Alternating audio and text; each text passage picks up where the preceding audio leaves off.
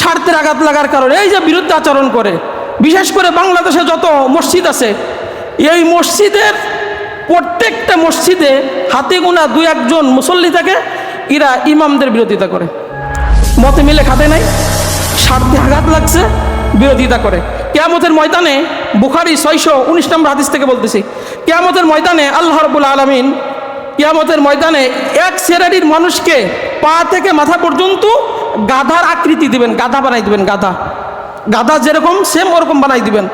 হাসরবাসীরা তখন বলবে, বুখারীর হাদিস থেকে বলতেছি, যে এই সমস্ত মানুষ কারা, যে যাদেরকে আল্লাহ রাব্বুল আলামিন গাধার আকৃতি দিয়েছেন, সূরাত দিয়েছেন পা থেকে মাথা পর্যন্ত।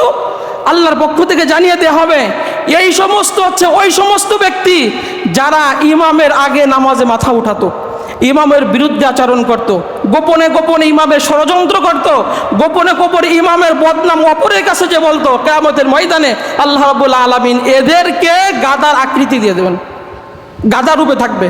এটা আখিরাতে তার, এটা আখিরাতের শাস্তি, এইটা পাবে। আমরা এইগুলো করি।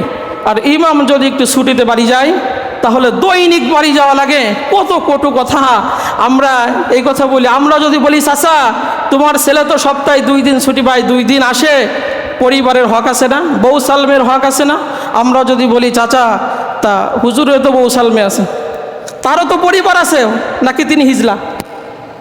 চাচা ফাবুহিতাল্লাযী কাফার, আর কোনো কথা নাই।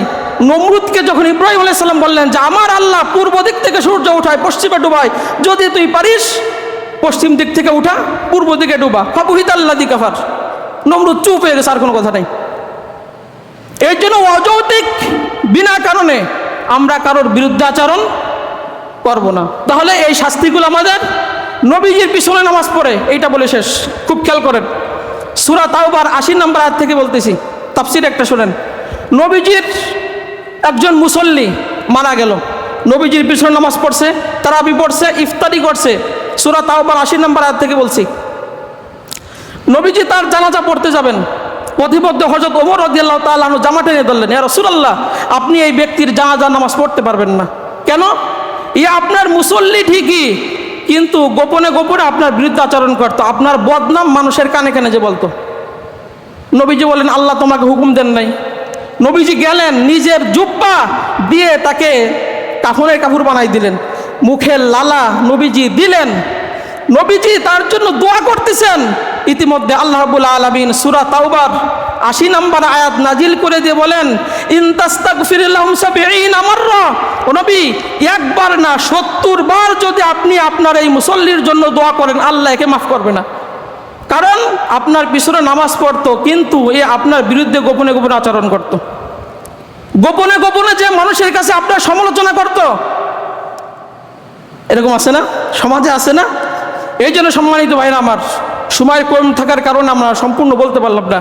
এই জন্য আপনাদেরকে আমরা প্রত্যেকটা জুমায় যে সাজেশনগুলো দিই কোরআন হাদিসের আলোকে, কারণ আমি দেখি যে আমার ভাইয়েরা জাহান্নামের দিকে চলে যাচ্ছে, আমার মুসল্লিগুলা ভুল করে জাহান্নামের দিকে চলে যাচ্ছে।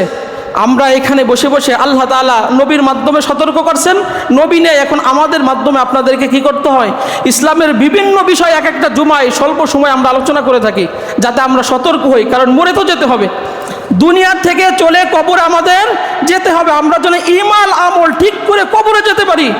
একজন মানুষ আমি মরে যাওয়ার পরে মসজিদের ইমাম কলিজা ভরে 2 হাত তুলে মুসল্লিদের নিয়ে বলবে, আল্লাহ আমার মুসল্লি এইটা ছিল, একে আপনি মাফ করে দেন। এমন প্রত্যেকটা কাজ আমাদের করতে হবে। আল্লাহ রাব্বুল আলামিন আমাদের প্রত্যেককে যা কিছু আমরা শুনেছি আমল করার তৌফিক দান করুক। আমরা বলি আমিন।